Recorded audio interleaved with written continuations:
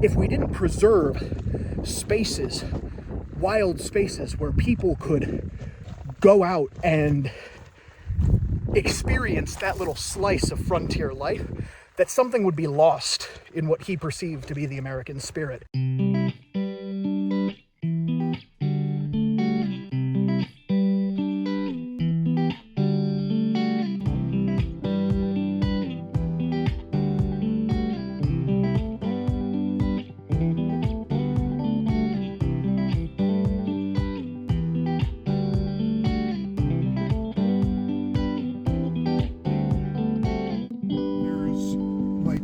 One of the things that's really cool when you're looking at the superstitions, you can actually see where water lines started to settle. Like really good examples of it are over there, like where there's just these long streaks, and that's kind of where water lines just started to settle on, like as the ancient ocean here was starting to recede. There's also, I've heard people say that the superstitions are a volcano too, like Superstition Mountain is allegedly a volcanic plug, which you can absolutely see in a lot of like the red rock face. I don't know if the superstitions are dormant or not yet. You'd have to talk to like the people who run the Superstition Mountain Museum, the, what do you call them? People who go looking for the lost Dutchman's treasure, the Dutch hunters. They would be able to tell you everything. The Dutch hunters. Is that what they're called? There's a group of people who, so do you know the story of like the lost Dutchman in the 1860s named Jacob Waltz, who came out to Arizona and allegedly found a secret gold mine here in the Superstitions. People largely believe that he did have access to gold because he had on his deathbed, literally underneath his bed, $150,000 worth of gold nuggets in bags. Wow. And that was $150,000 in 1890s money. So, oh my gosh, tons of money. He, on his deathbed, left his neighbors a series of like instructions of like, here's how you find my mine. The problem is that the clues that he left, the instructions, could apply to tons of places in the Superstition Mountains. So his neighbors went looking and went to their graves, not able to find this thing. And to this day, there's still a community of people who go hiking out here trying to find the lost Dutchman's mine, like gold mine. the Dutch hunters. They call themselves Dutch hunters. In actuality, I think it's kind of like the people who go quote-unquote Bigfoot hunting. It's just an excuse for a bunch of old white retired guys to go out hiking. But it's like with a purpose. Like, oh, we're gonna try and find the stone pillar that Jacob Waltz talked about in his clues. You're just going backcountry hiking, but it's fun.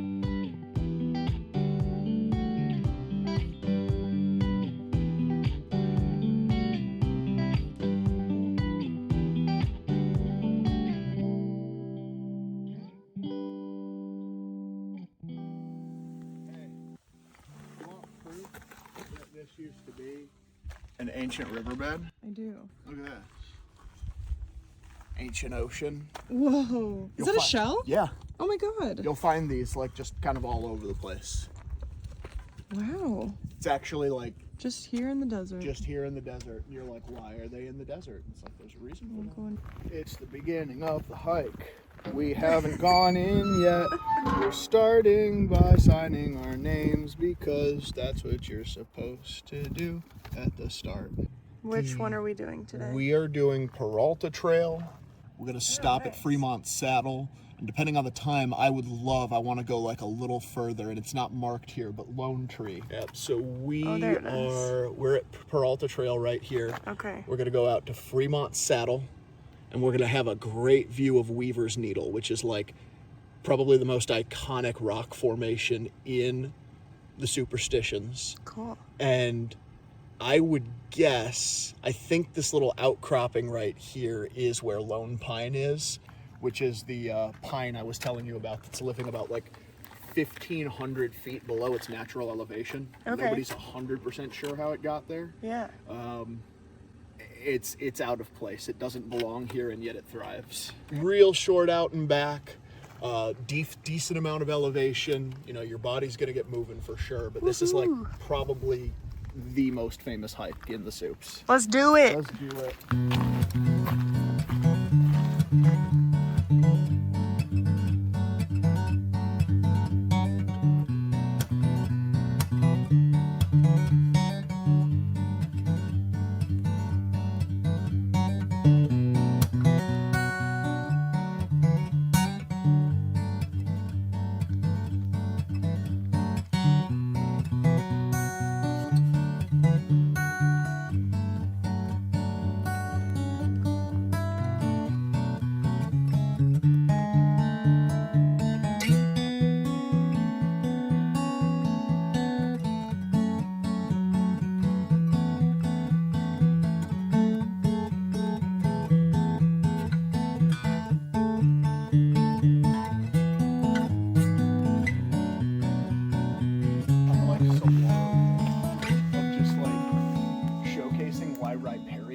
Are so important. What are they? Riparian. So it's like the ecological zone that kind of builds near a river. Yeah. So this is a seasonal wash, right? During spring, what we're walking through, this is like you have to hop across the rocks because there'll be flowing water. And all around us, there's all these like, you know, green leafy trees. You know, you look around and you're like, this could be in a forest somewhere.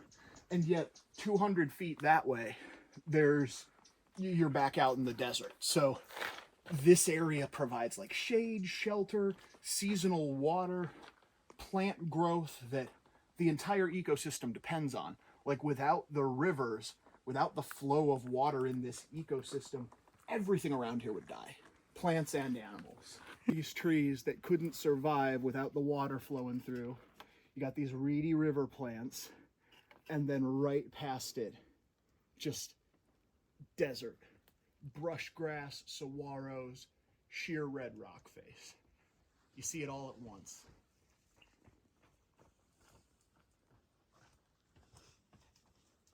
Brian and I came here in like April. The water line is about up to here.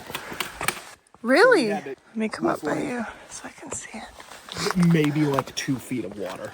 That had 2 feet of water. And so you crossed over this. We crossed over that big rock there. Wow. And you also had to kind of just accept that you were going to get, you know, like 8 inches of water on you. Very cool. Yeah, but this trail, like I would argue that it's best in the spring because that's when the wildflowers are blooming. That's where there's water and you're just coming across the creeks and stuff. There's so much like variety on this trail in the spring. It's still awesome now, but the Supes, like I think this is some of the coolest desert hiking you can do in the world because the Sonoran Desert has so much more life than like the Chihuahuan Desert or like the Great Basin, and every rock formation in the Supes is just just art. Like a lot of the mountains don't even look like mountains; they look like statues. Weaver's Needle is a prime example of that. It's like something somebody sculpted.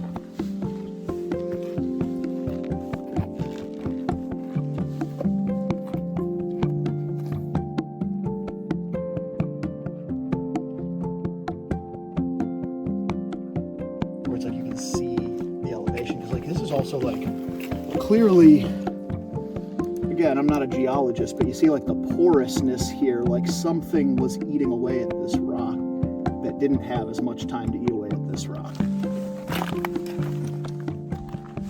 The one in the middle, the really prominent one, you got those three there. There's a little tunnel, there's a little wind tunnel. Yeah. It's carved itself out in there. These things, yuccas, are amazing to me because they grow these in one season.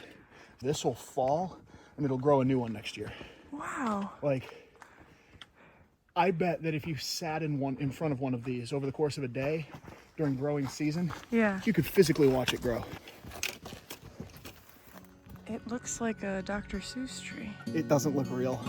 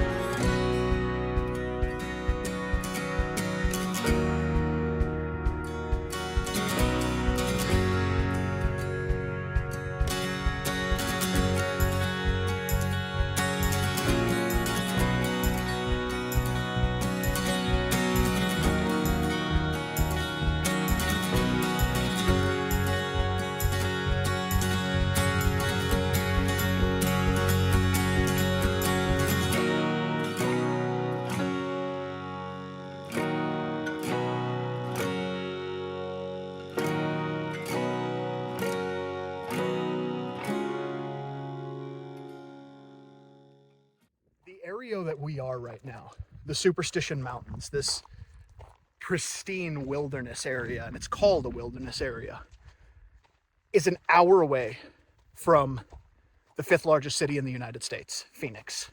It's an hour away from the Old Town Scottsdale party bars. It's an hour away from grocery stores and commutes and gas stations and people's lives and apartment complexes and just the industrialized, modern, mechanized world.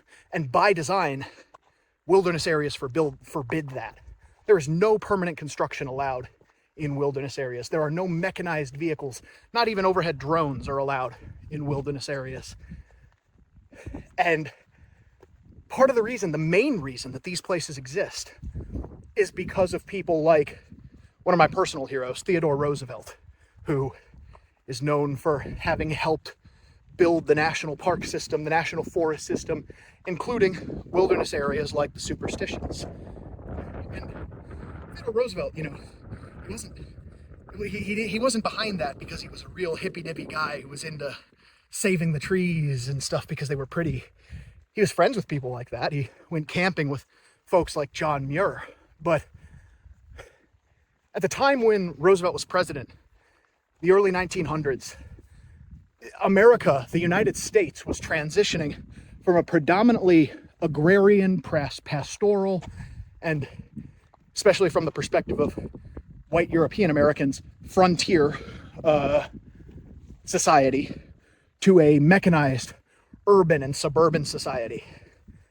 And Roosevelt felt very strongly that it was important to preserve spaces where that frontier spirit could still be experienced, could still be, exposed, where young men and young women could come out into the wilderness and just feel challenged, have to cook their own food, catch their own food if they were hunting it, light a campfire, pitch a tent, not have to deal with the conveniences of the modern world. He felt that if we didn't preserve spaces, wild spaces where people could go out and experience that little slice of frontier life, that something would be lost in what he perceived to be the American spirit.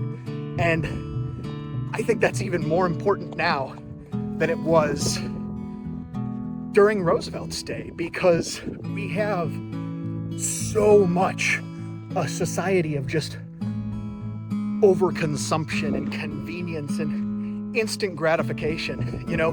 If I don't have my DoorDash in 20 minutes, we're not gonna have. I'm gonna throw a fit. But out here, there is no DoorDash. There are no cars. There are no roads. There is you and the trail, and that's it. And I think that without places like that, without preserving spaces like this, that opportunity would have been lost. I can guarantee that if the wilderness area, if the Superstition Wilderness did not exist, this area would be, resorts and spas and golf courses, and it's not. Instead, we have places like this, and personally, I think that's beautiful.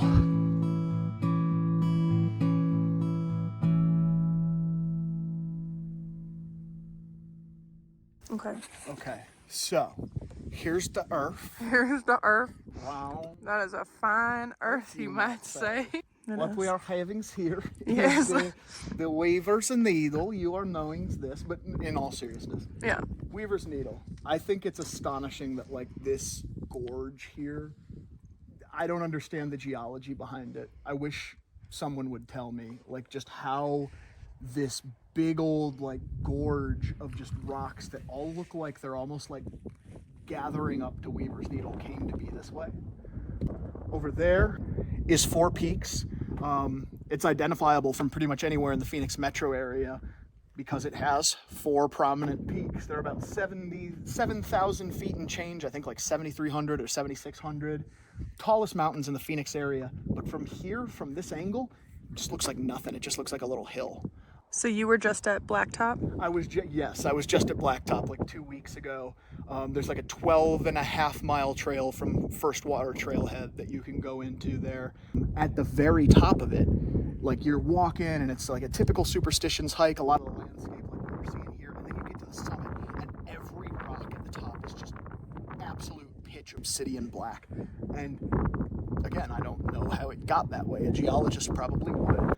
That was also where I made one of my dumbest hiking mistakes.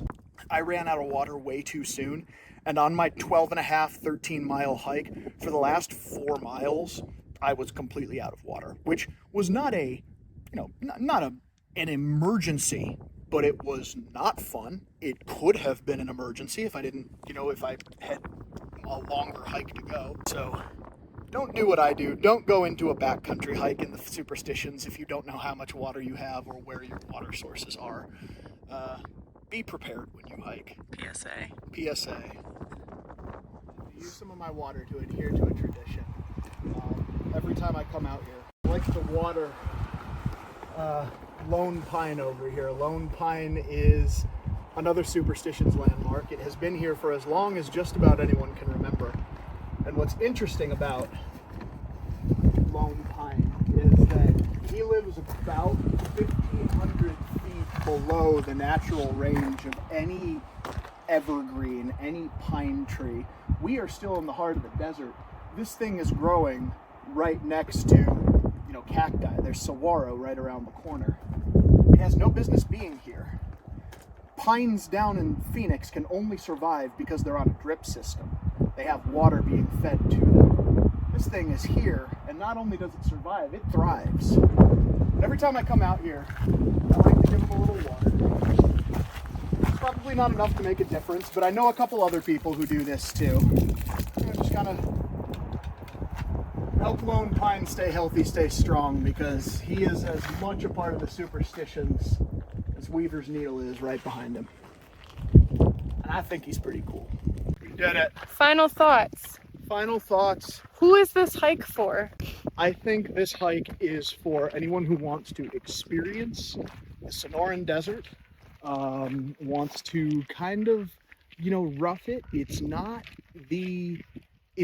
a walk in the park. It's not gonna kill anyone. Pretty much anyone with anybody who knows their way around a mountain can do this hike no problem, even if you're a relative novice. But getting out here is a great way to just sort of experience the Superstition Mountains, experience the Sonoran Desert, experience the wilderness right in Phoenix's backyard, and do a little bit of adventuring that's not necessarily going to cost you your whole day. How long does it take to do this hike around? Took us about 3 hours. Took us a pretty quick clip. We were moving. We could have done it quicker. We sort of took our time, but gauge it based on your skill level. If you don't have a lot of hiking experience, this is something you can still absolutely do, but it might take you all day. And just kind of know what you're working with, know what you're dealing with. If you're familiar with All Trails or any apps like that, make sure you're downloading a map beforehand. You won't have cell reception here, and we did on the way back from Lone Pine get ourselves a little lost for only about 10 minutes, but having a pre-downloaded GPS map will really help you, especially if you're going out beyond the saddle. And be prepared for crowds. Be prepared for crowds. We were lucky today. There weren't a whole lot of people.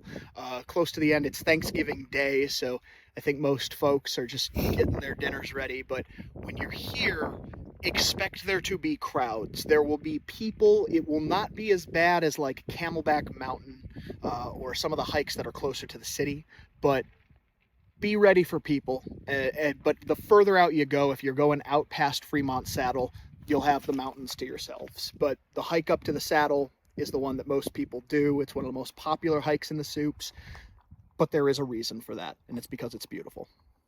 Nice. Good job, bud. Good. We did it. Yeah. Heck yeah. Heck yeah.